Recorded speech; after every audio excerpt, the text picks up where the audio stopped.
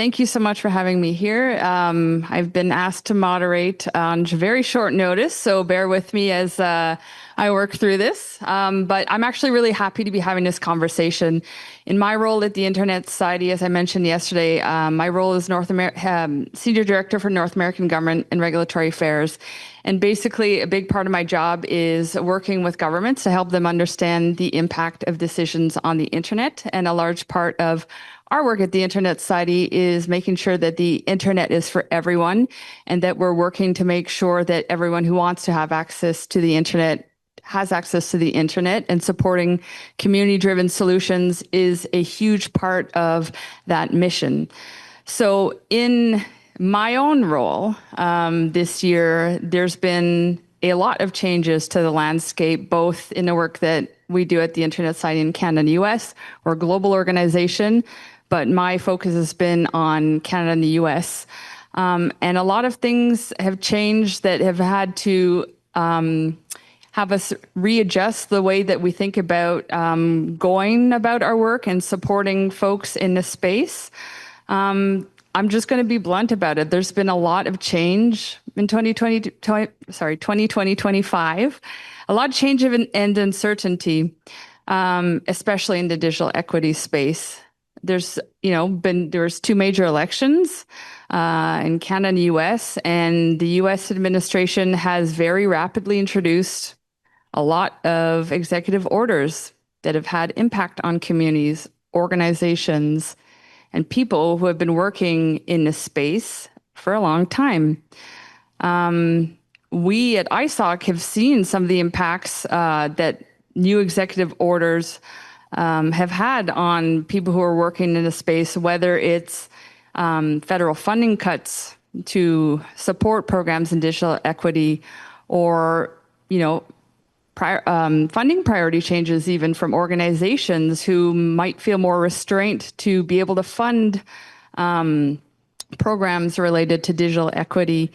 And that's having a ripple impact that even at ISOC, I don't think we fully grasp yet, and why I'm so pleased to be talking with these experts today to really have a better understanding of how is the changing political landscape having an impact on people who are working in this space and who are in communities and who have been in this space a long time. And that helps, I think it's going to be valuable for us. I know there's a lot of people based in Canada in the room who might not have an understanding of how these changes have impacted, advocacy in this space. But I think it's really important for everyone to be aware of it, so that we can think about solutions on how do we move forward and still continue momentum in this space. So I'm going to stop talking about myself and invite our experts to start off. Could you kindly introduce yourself, who you are, and tell us about your work in the digital equity space? Iad sé Davida Del Marinisia, bí between Island, do Kinlatine Busaschine, Kiani Dasche, do Tolatine Dasanella. Hello, everyone. My name is Davida Del Mar. I'm a citizen of the Navajo Nation, visiting from Phoenix, Arizona. Very cold right now, but that's okay. I'm trying to get out to the sun after this. So yes, I'm from down in the States, and I used to work, I just actually finished work with two organizations, which is AMRIND, a tribally owned organization, insurance risk company out of New Mexico, and then also the National Digital Inclusion Alliance. I have like one foot out the door with them. I have like a contract with them, but my funding ran out. And so unfortunately, that leaves me kind of, looking for a position right now and doing contract work and things like that. Just talking about the political landscape, and maybe I'll talk about this more, but I did have a job lined up with the Digital Equity Act, under Digital Equity Act federal funding, but since that was canceled, that's just kind of the reality we're in right now in terms of like, where does digital equity stand? And in a limbo in terms of even me as an individual who was advocating and trying to look at what digital equity is in Indian country for all nations, and sharing perspectives and seeing, the work that's happening right now with tribal ISPs as well as digital navigators in the space too. So here to still support and do that in other ways, but it's kind of tough and like a harsh reality. Also bittersweet to like still be passionate about this field of study and field of work, and yet not have the funding there to like support and like, to propel the and to have momentum around it as well. But other than that, under NDIA, I've done a lot of work under digital navigators, which are folks who do digital skills training and one-on-one training with folks in the community. I also have done, I've run this program called the Indigenous Digital Inclusion Working Group, which is like a collective of people all across Indian country who either are working with a tribe, are part of a tribe, or are interested in working with tribes who are basically trying to solve the digital divide in that space and advocating for better policies, not only for their own government, but for the government overall and in the states as well. So yeah, thank you. Hi. My name is John Perino, and I'm with the Internet Society. I'm based near Washington, D.C., and I've worked in internet policy roles over about the past decade in and around Washington, D.C. As you might guess, John Perino, my background, Italian. This is my first ICS. So, first and foremost, I'm here to learn, but I'm happy to share a Washington, D.C. perspective. You all know that the dynamics in Washington, D.C. have changed substantially. You know what's at stake when it comes to digital equity, both access and the ability to forward and have reliable connection. And the landscape's very challenging. So I'm happy to try and be a translator as much as that is possible, and look forward to the discussion.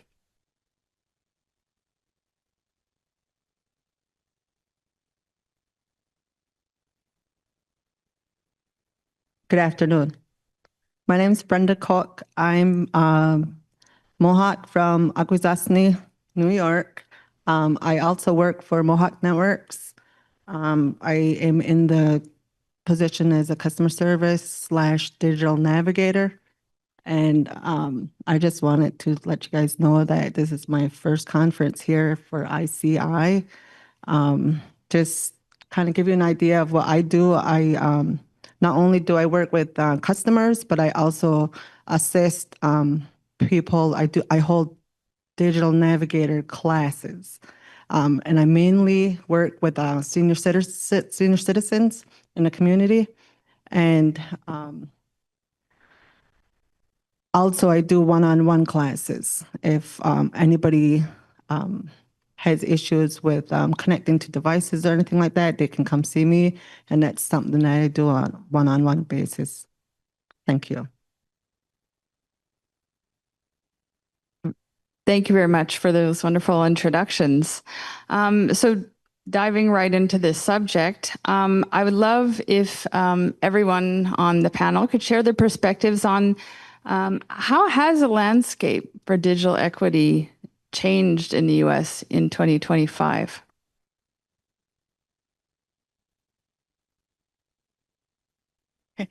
So the landscape has drastically changed, I'll say that. Just, case in point, like I was saying, a lot of digital equity practitioners, such as myself, were working towards, implementing digital equity plans that the states had drafted and finalized and things like that. And so we're looking towards the next step. And that all changed with the new administration in terms of like where the policies were going and that funding was stopping. And so in that space, I have a lot of colleagues who are out of the job or who are kind of transitioning into contract work, just like me, or finding their space in other fields of study. So with that reality, it's been kind of a gut check in terms of like, at least me as a practitioner, to like find avenues where we can still feel that our work is relevant, but also knowing the fact that we had plans at the state level, state digital equity plans that were drafted and ready to go, and kind of wondering where those are going to be or where it's going to be propelled to. So it's kind of a weird reality to be in. For tribes, I know that that's also a big unknown as well, because tribes had applied for, under the Digital Equity Act, a competitive grant and a capacity grant. And we're unsure if that is still relevant, just based on the fact that we have sovereign status, that technically we don't fit under the DEI policies. And so we're hoping that that still is going to be, propelled forward. And that might have to do with for instance, at NTIA, Ariel Roth was just recently, just a couple months ago, finalized into her role. And so hopefully with, folks in their place and working in a space just like NTIA, who is administering the Digital Equity Act funding, that'll move forward. So that's my perspective.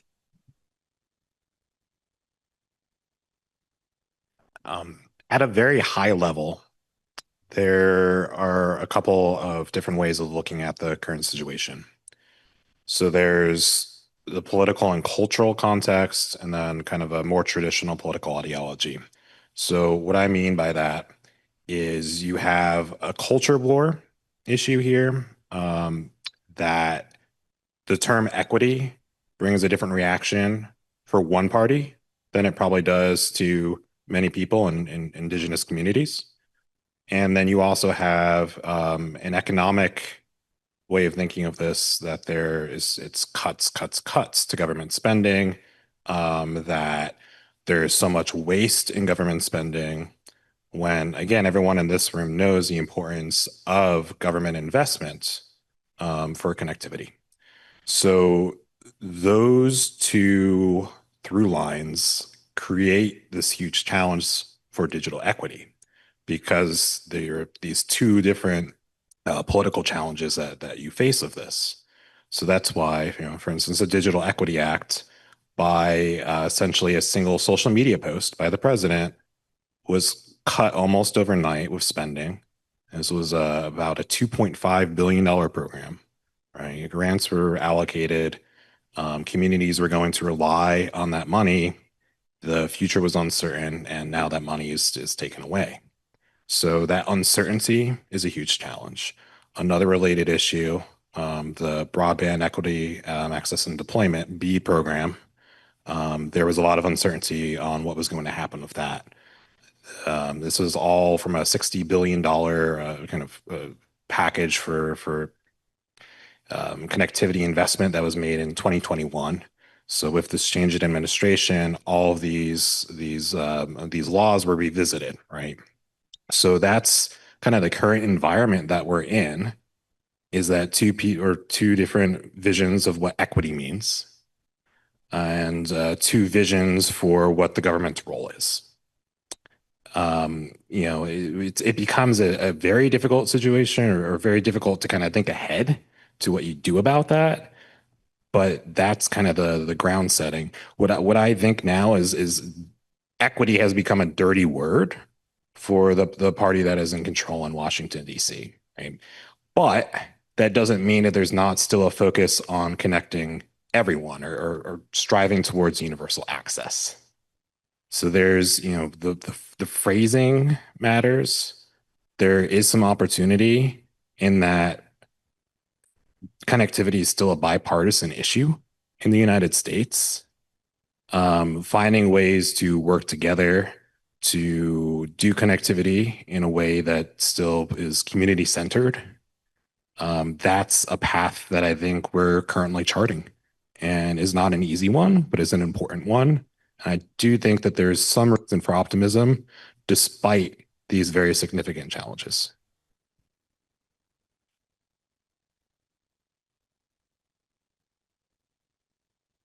Okay, so I just want to touch on some changes that I've seen working in my community. Is back in the States, they had this program called the Affordable Connectivity Program, and people in our community that were signed up had really depended on this program. It was essential for them to have internet. So once this program came to an end, it had the community members kind of like scrambling, like, what can we do? Like all of a sudden they're like not able to afford the internet. So they're like basically struggling. And they still to this day continue to ask, where's this program? Is this program still happening? Is there going to be any other program like it? So it's like I'm on the front end of it, and I'm just having to explain to a lot of the people in the community, you know, what was going on, what happened with this funding. So I just see the change that what's happening within the community, and being not only is it part of where they were excited about having this funding, and then all of a sudden it comes to an end. It was causing people to like get excited about using internet, and they're like, it came to a point where they were accepting it, because there was a part where people were like, nope, I don't need it. But then there's a part where they're saying it's a necessity, right? People need it for jobs, for telehealth. They're realizing they need all of this stuff. So it definitely had a big impact in our community once that program came to an end. So I do definitely see the changes that it's made. I just feel like there needs to be like a little bit more funding for stuff for the internet. Thank you so much. Those are really important perspectives to think about in this time. From what I'm hearing, we touched on, less funding leading to less people doing advocacy in this space. We are now facing a very polarized political climate that is making it hard to get messages across, and the importance of this work across, depending on who you're talking to, and also the impact on optimism in communities who may have had funding somewhat secured, and maybe it is not an option or an uncertain option going forward. But we also started to touch on some of the opportunities to move forward. And I would like to dive into that a little bit more. Could you, and I'll open this to anyone on the panel that feels comfortable answering, but I would love to know, what are some of the key impacts on this work, both challenges and opportunities you see happening this year on how to move forward, and also beyond this year? Challenges and opportunities. Would anyone like to answer?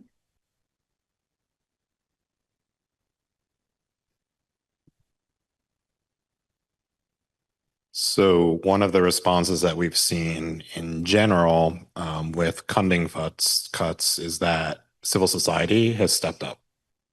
Civil society organizations cannot replace federal government spending, but to see a response from civil society of having more grant opportunities, of trying to respond to community needs, looking ahead, I hope and I expect to see more of that.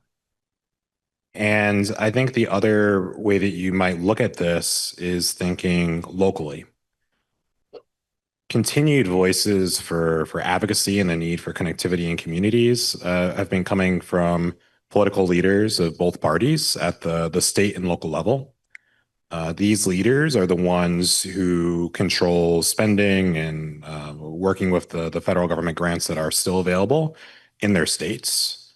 So these are local leaders who are advocates for all the different communities in their states.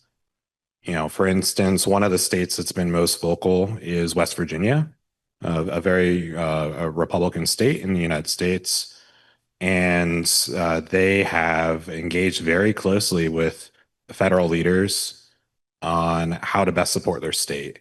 They are advocating right now for things like training programs Part of the BEAD program was that there should be money that was left aside so that you're not just creating a new connectivity, but you're also training with educational programs, economic opportunities, right?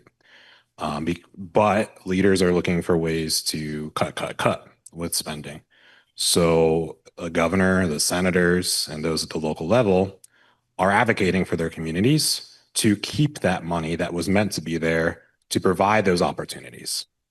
So I think probably, again, the most helpful way of looking at this is all politics is local. Think local, your local representatives, if you're in the United States, if you work and build those relationships at a local level, those are very influential voices. Your local representatives will know the senators with staying power. They'll have connections to federal agencies, and they are advocating for you, for their communities, for their representatives, and whether that's just for them to get reelected or, hopefully they actually have a passion for their communities. So, I don't see there being additional funding that becomes available in the immediate term from the federal government, given that there are all these federal cuts. But I do think that there is still bipartisan advocacy for connectivity programs overall. One of the other kind of complications here is I think that there's a tendency to oversimplify this issue. We think a lot in the United States about rural connectivity, but rural connectivity is not, the only gap that we're seeing for underserved populations. So political dynamics do incentivize rural connectivity, given different political bases, making sure that there's continued conversation that connectivity is also needed, affordability, like affordable options are needed, and also urban environments for those underserved populations is key in working with policymakers at your local level. Whether you are in a rural population or a more urban population is going to be key for that true universal connection and the affordability piece. The affordability piece is, I think, one of the biggest questions along with workforce development right now. So yeah, some great points have been made in terms of like this is this is everybody's issue. It doesn't matter if you're Republican or Democrat. And I think that's like key to in terms of propelling a lot of these initiatives forward in terms of like this is going to, affect our elders. It's going to affect people finding jobs online. It's going to affect just different aspects of our community, how we bank online, how we socially connect online. And so I think keeping those sort of factors of like we're just everyday people trying to stay connected and thrive within our communities is hopefully something that the decision makers are going to pay attention to in terms of what they're funding and what they're advocating for. And of course, funders too, private funders as well. So hopefully people see the need that's there, because the other thing that gives me hope too is that there's the broadband funding and infrastructure is still there. It's still existing. People are still building networks within the US. And once that infrastructure is built and we have the network, people need to use it and they need to know how to use it online and safely. And so those skills and the different knowledge that is needed, that is under the umbrella of digital equity is going to be relevant. I mean, it's relevant now, but it's going to be especially relevant once we have, we light up the fiber. So I think in that case, like if we're looking forward thinking and everything of like, if we're building the ship, how is it going to get onto the ocean? Basically, it's that sort of next step of like thinking generations ahead, thinking how it's going to affect us in the long run, especially how technology changes too. So I think right now people are a little hesitant about AI and like how that's going to work and how it's going to change our infrastructure as well. I think we should also just be conscious about how technology in general is going to be changing as the fiber or wireless networks are being built right now. And yeah, again, I just want to emphasize too, it is everybody's problem. So no matter of who you are, where you're from, whether you're tribal, rural, or urban, I think it's going to be definitely impactful to anybody wherever you're from. Any other thoughts on Challenges or opportunities?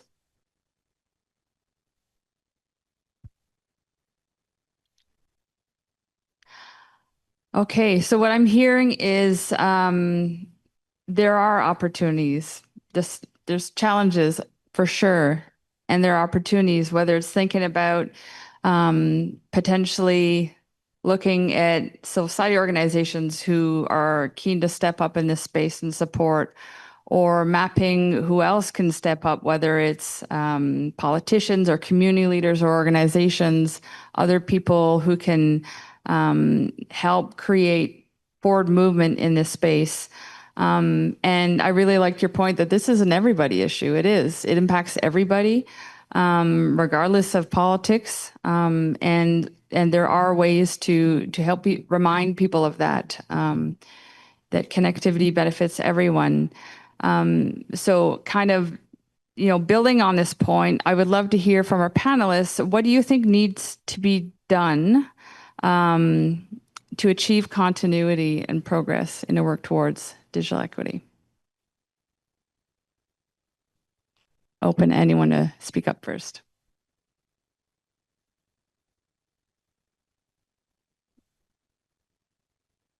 So, a little bit about what we already said, I think it can feed into this question in that because this is an everybody issue, I think that telecommunications policy is actually one of the most bipartisan policy issue areas.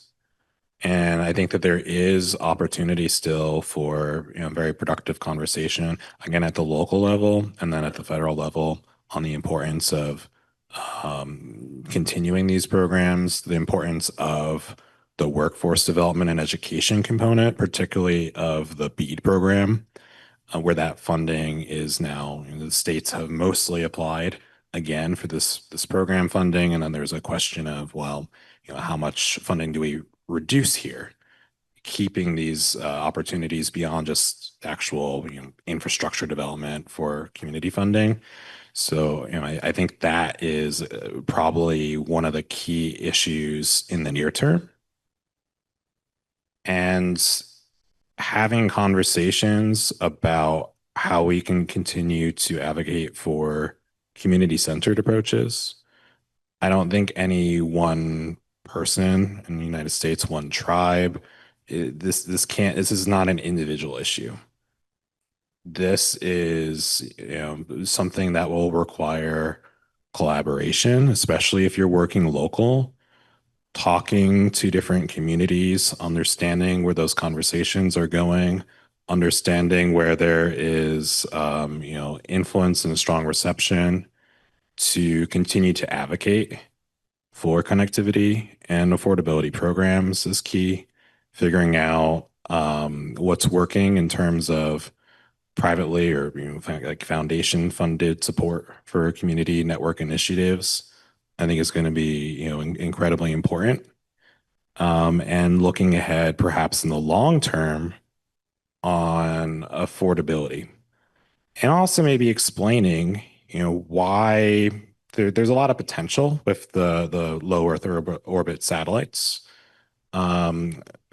But making sure that communities and policymakers understand that we need to look very long term in terms of what the most reliable connections are and what connections will be most affordable, and communities will have some control and safety in pricing. I think the affordability issue is one of those with the cuts to the affordability connectivity program in the aftermath of everyone needing to be online during COVID. We've now kind of put aside these connectivity or these affordability programs. And I think we need to really talk about the importance in our everyday lives of why everyone needs access to apply to a job, to do their school education. It might appear very obvious because it is a part of your daily lives, everyone's daily lives.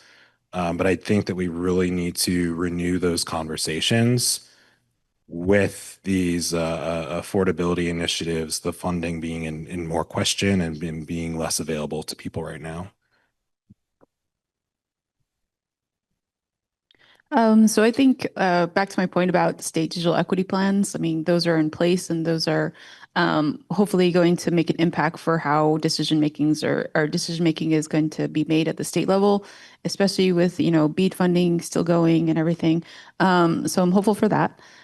For tribes, I think there's an opportunity to still include connectivity, broadband, and digital equity within strategic planning, whether that be through a formal digital equity plan or just their overall tribal strategic plan. And that would need, just force more collaboration, as you said, in terms of like how we're talking to folks and sharing stories within our community. I think at the national level too, since I feel like there's a lot of folks who work in silos or are the only person at their tribe working in broadband, and that can be very isolating. And so I think in that sense, talking to other tribes and other folks who are in the space, these networking opportunities like ICES or down south we have NTTA, or net inclusion, where people are talking to each other, forming working groups, and seeing what solutions and barriers that people are, what barriers that they're encountering, and also what creative solutions they're coming up with too. Also, what opportunities people are seeking out as well. I think that's been really innovative within our Indigenous Digital Inclusion Working Group is that people are talking to each other and understanding not only that they're very similar in terms of how they are working with their community, but also that they can benefit from each other's resources. So, for instance, like we've seen tribes open up their own data center and sharing that data center with other tribes too, to combat, offering it to a private company to, store their data, or offering, whether they have like an overflow of wireless equipment that they share it or they sell it to other tribes. I've seen those kind of solutions in the last few years, and I think that's just very smart on their end to kind of be collaborative. And they don't have to do that, but just the fact that they're both indigenous and that they're both working towards a mission and some values rather than profit driven. Speaks volumes and helps them connect better. So I think also within that sort of vein is these stories that we hear at the working group level. We try to share those with offices at the federal level, such as USAC or the FCC, to say that like this is the climate that we see in terms of tribes in general, and knowing that and seeing like a general context of where tribes are at and sharing that with federal offices or national decision makers has been impactful. I mean, we've seen changes within programs such as ACP or Lifeline, where they hear stories from tribes and they implement it, within months of like, okay, we need to fix this problem or we need to troubleshoot this. And that's very helpful to know that people are listening to us and they want to learn more. And so I think speaking to your offices or representatives is going to do, it's going to take time. Like I said, wasn't overnight, but it's probably going to take months. But at least you said something and somebody knows. And so I think that's probably something that's relevant for both US and Canada or wherever we are in the world, is that you're talking to your representatives, sharing your stories, and knowing that at least someone is aware of these issues and that you're not the only one, that there's other folks within your same status, such as tribal, First Nations, whatever, that are encountering these issues. So, yeah.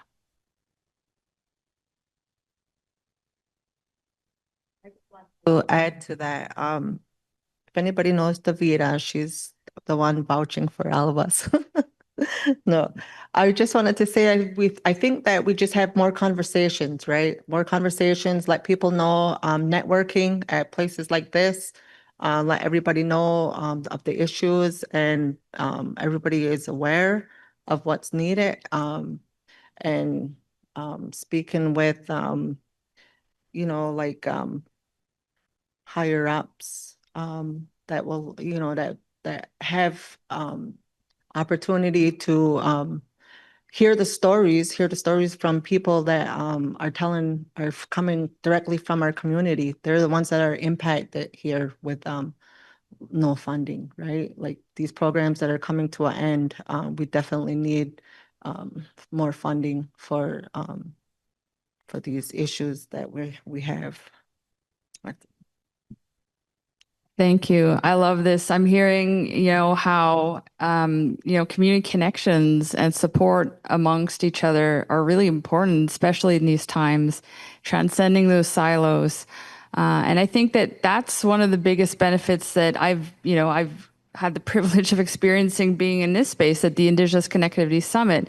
One of the things I love about this event is, it is an opportunity to share success stories, to do awareness building, and people find creative solutions that lead to actual progress towards their collective goals.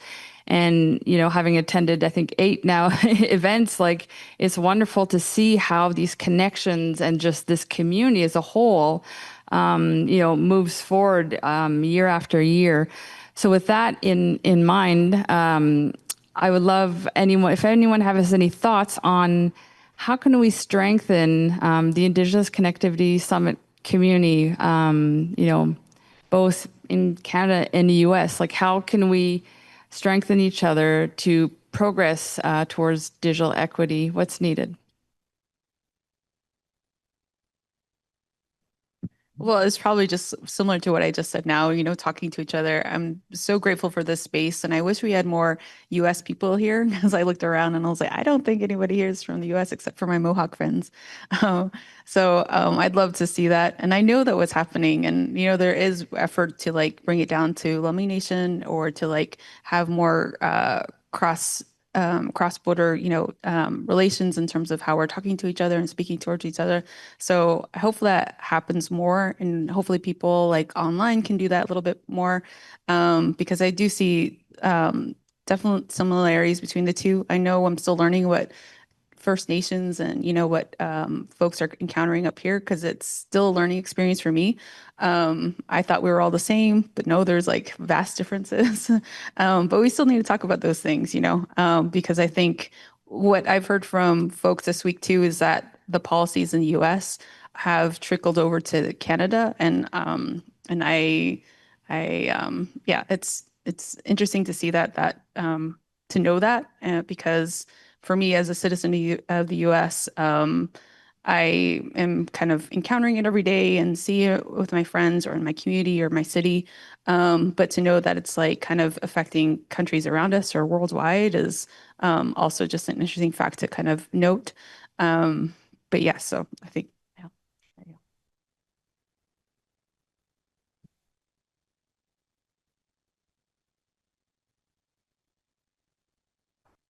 As someone who can kind of feels outside of the community, I think something that's been an incredible experience for me is I don't feel that way at this conference. I feel very welcome and welcomed into the community.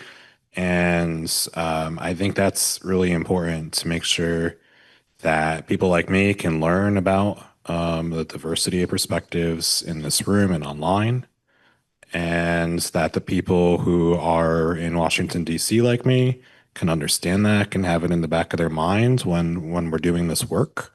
So just simply things like ICS, calls on Zoom between people in this room and far beyond.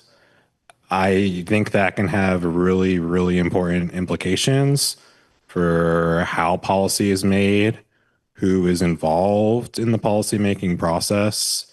So that's a big reason why I'm so appreciative to be here. And I'm talking at you right now, but creating a space where people like me can come into this and learn and educate ourselves, I think is a really, really important piece of this. I think regardless of political party in the United States, I think that telecommunications policy is one of the rare areas where you do see that kind of engagement from people outside of Indigenous communities in the policymaking space, and that there really is a desire to learn and try and build a better path forward. So that's trying to find reason for optimism, and I think there is truly reason for optimism because of who's in this room and for that kind of higher vision of what we're working towards.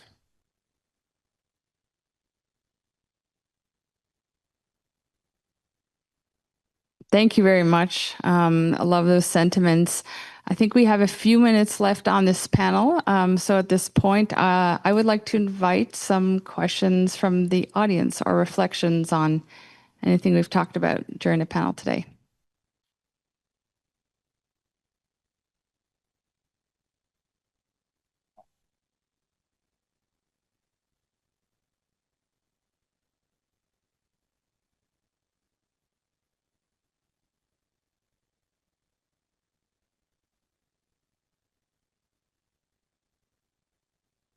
So, how do you think we're gonna rebuild trust after losing all these programs and stuff from the government? So, I think that would be one of the biggest challenges in all our communities. It's a great question. Any thoughts? Well, I think Brenda brought up a really good point at the very beginning of the example of ACP, where a lot of the practitioners in the field lost a lot of trust within their community once the Affordable Connectivity Program ended. This was a subsidized program where people got $30 to $75 off their internet bill, and that completely ended. So people had to revert back to like, are they going to pay for internet? Are they going to pay for groceries? And so, yeah, I think that's like a huge loss in terms of like the trust we've built with a lot of folks where we were offering different programs such as, well, in that case, affordable internet, but also one-on-one instruction with folks where we're talking to folks about how to go online safely and, responsibly.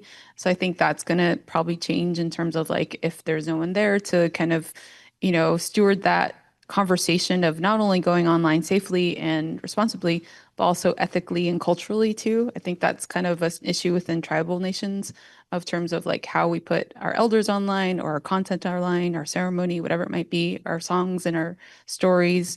And so I think that trust in terms of the internet is kind of gonna waver in a sense. But I hope people are still looking towards it and talking about it and still educating folks because it still is a need.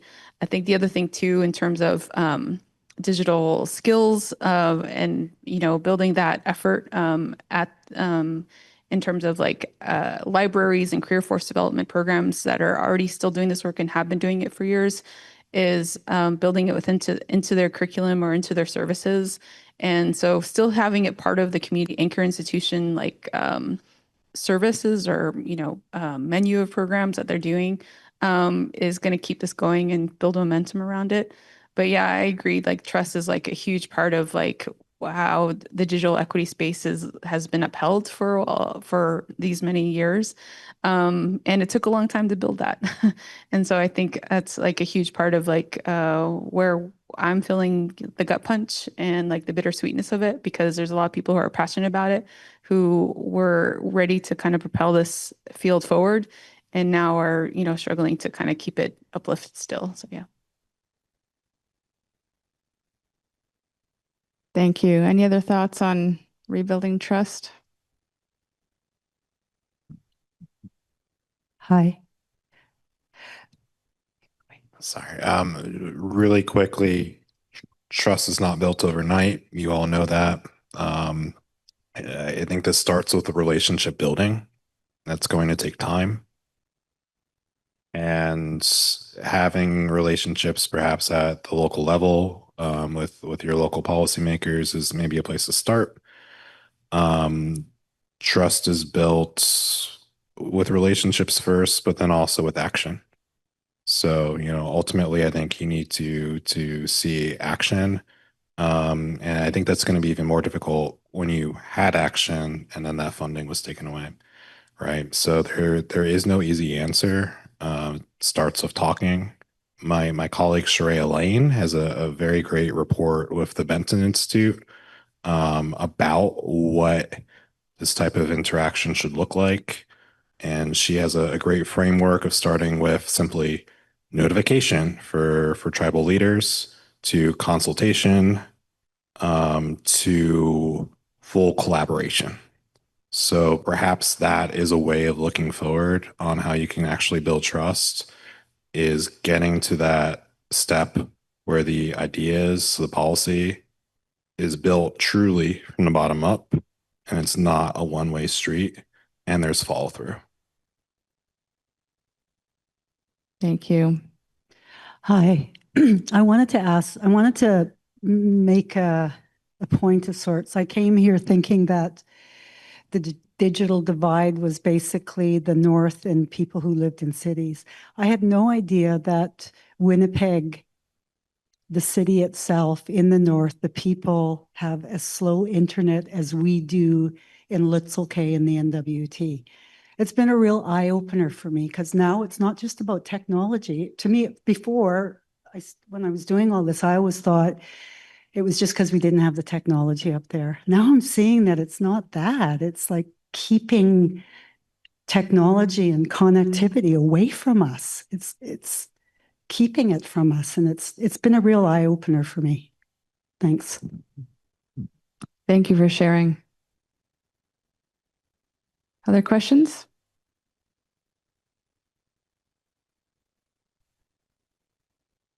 Thank you so much. My question is this. I am an ecosystem builder, and I'm working in other spaces, social impact, in the Latino space, because I wear different hats. In the Latino space, the barriers to collaboration tends to be egos. Like certain leaders say, oh, I can do better at this, so I'm not really going to collaborate with you because I'm going to protect my baby. Actually, it's being said the word my baby. And then in the social impact sector, nonprofits, charter organizations, foundations, etc., one of the problems they face is lack of capacity because collaboration takes more time to have more meetings, and it just creates more layers of work.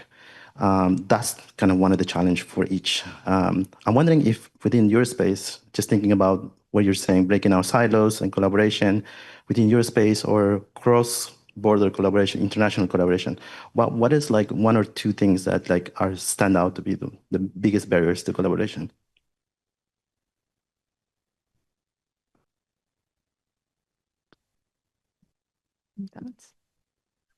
Any thoughts on barriers to collaboration?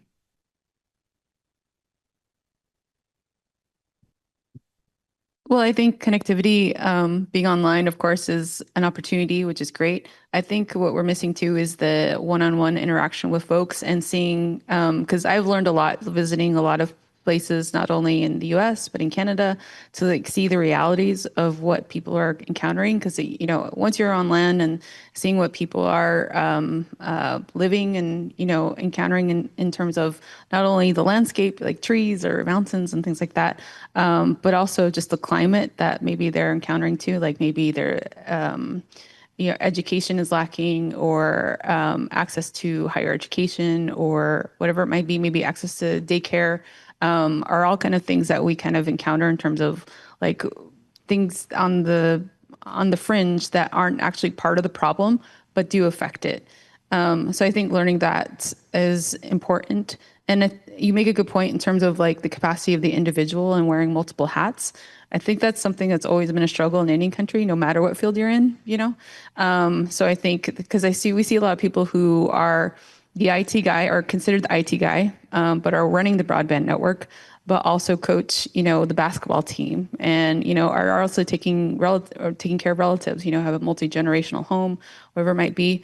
And I think hearing their stories and understanding the capacity personally and professionally that they are encountering needs to be taken into account with these decision makers too, because there's, I don't know, there's different factors that might affect that in terms of like the local economy or even these policies that are coming down from, you know, top down that are making it difficult for them to live and to be just everyday people.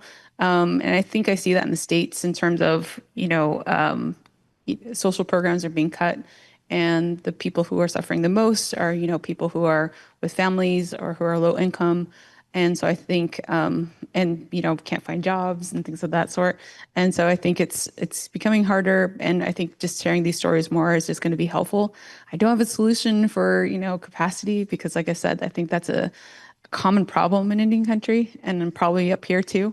But I think if you're willing to have these community champions, which I think finding community champions within each community is is going to be very telling of like the realities of each, what everybody's kind of encountering, and can share those stories and have a reality of, or a good scope of what the problem is and where we can see solutions and barriers. So, yeah.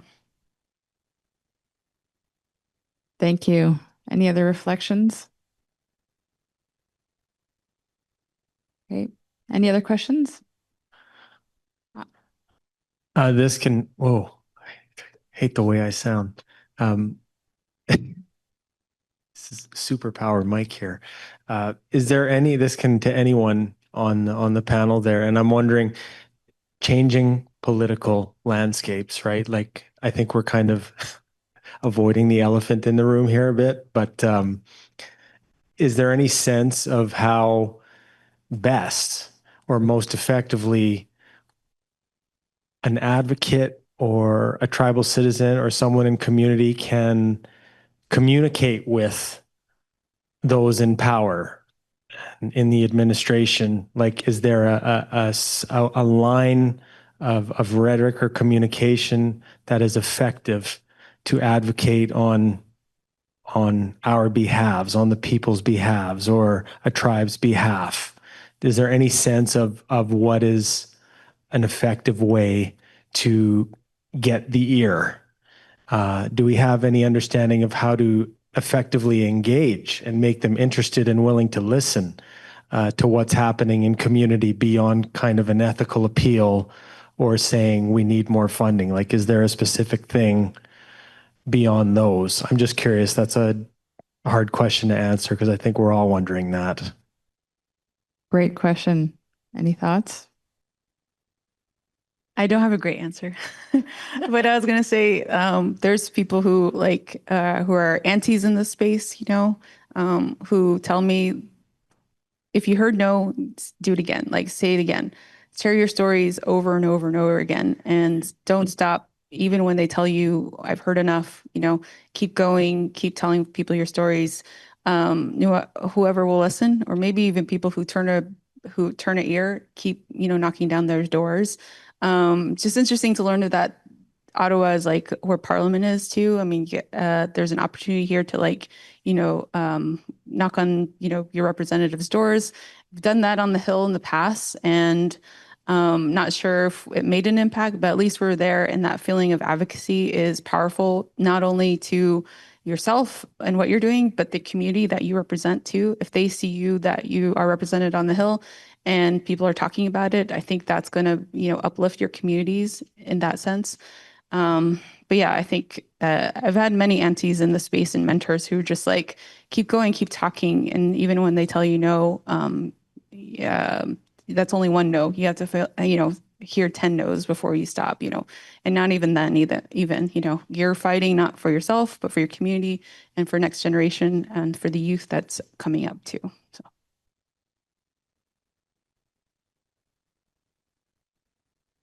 A broader perspective, I think some of the policy priorities that are driving Washington right now are economic competitiveness and national security competitiveness.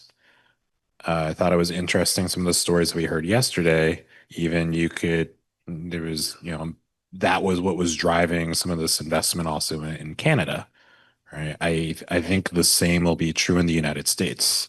There's the AI competition lens, and very similarly, there's, you know, a whole bunch of national security incentives and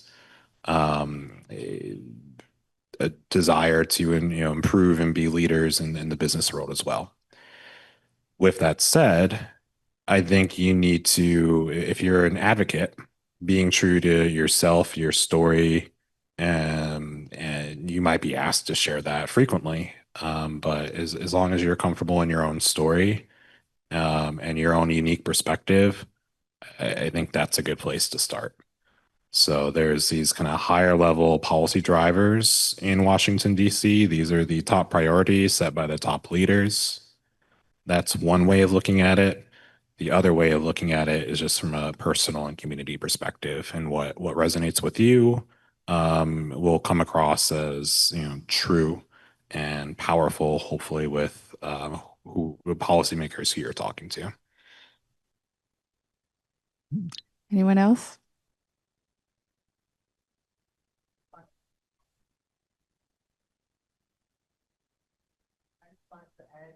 Is it on?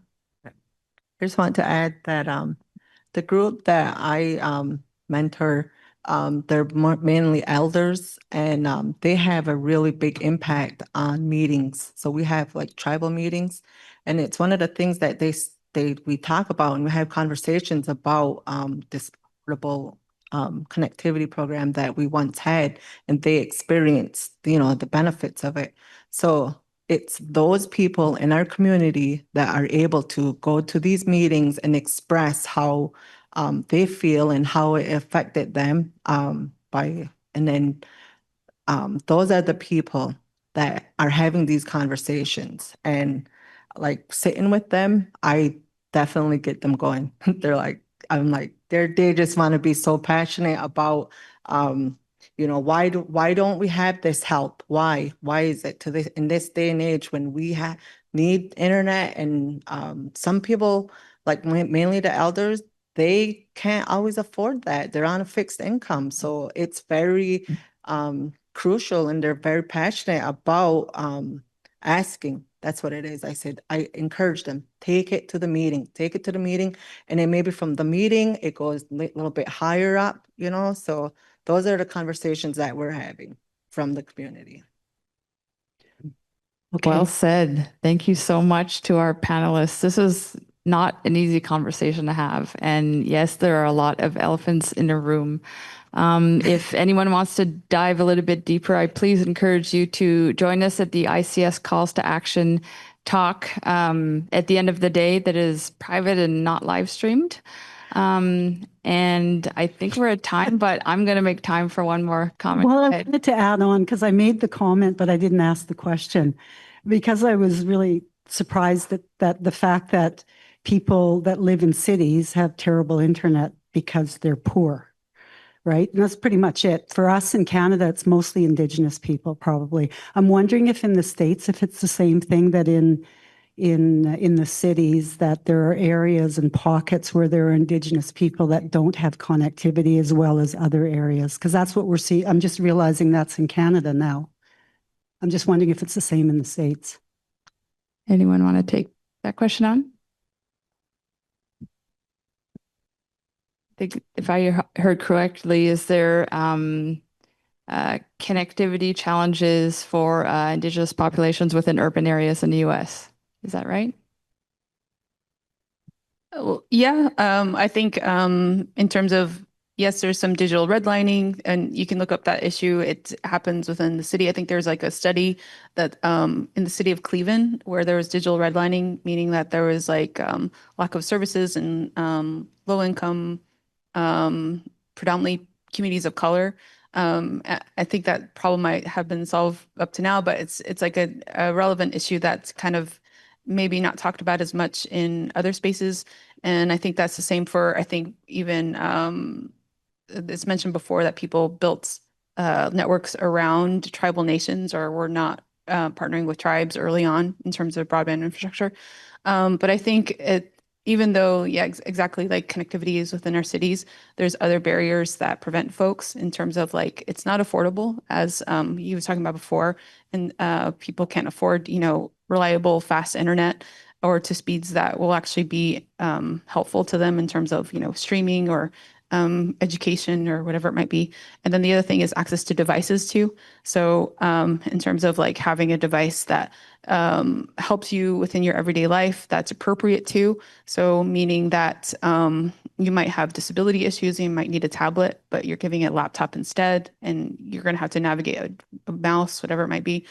Or people try to do all of their work on a smartphone, which is only going to take you so far. So I think in terms of access to connectivity, it's a more complex issue rather than just like, internet is available here in the city or wherever you might live. It's a complex problem that encompasses a lot of different things. Thank you again. I personally don't want to get tackled off the stage, so I'm going to take this opportunity to thank our panelists so much. Brenda, Davida, John, thank you for sharing your perspectives. This is wonderful. Natalie, there's one thing I'd like to mention. One of the observations here is for this panel group.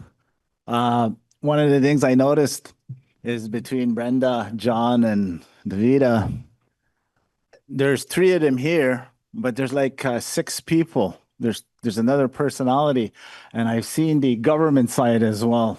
I've seen you're very careful when you're speaking with words. And I think I understand now. It's sort of like when you were answering the panel or not answering the panel when you're presenting it. It's like we're on some kind of subcommittee where you got to answer, etc. Very careful in the wording. But one of the things I found interesting is the dirty word is equity, quote unquote. So what I get from knowing American, I know very little, but the enormity of the U.S., like any bureaucracy, is quite large. But when they change an administration, to take out that word equity, they must have used the AI, who used the AI and went out and put the AI, take it all out of, and it's sort of like it's a slash and burn, take it all out. And then now seeing you as you finish here, these are the real Brenda, John, and Davida, the real Anishinaabe part. But then when I see the government part, it's like, wow, it's very careful, very articulate. So thank you very much, Miigwech, Natalie.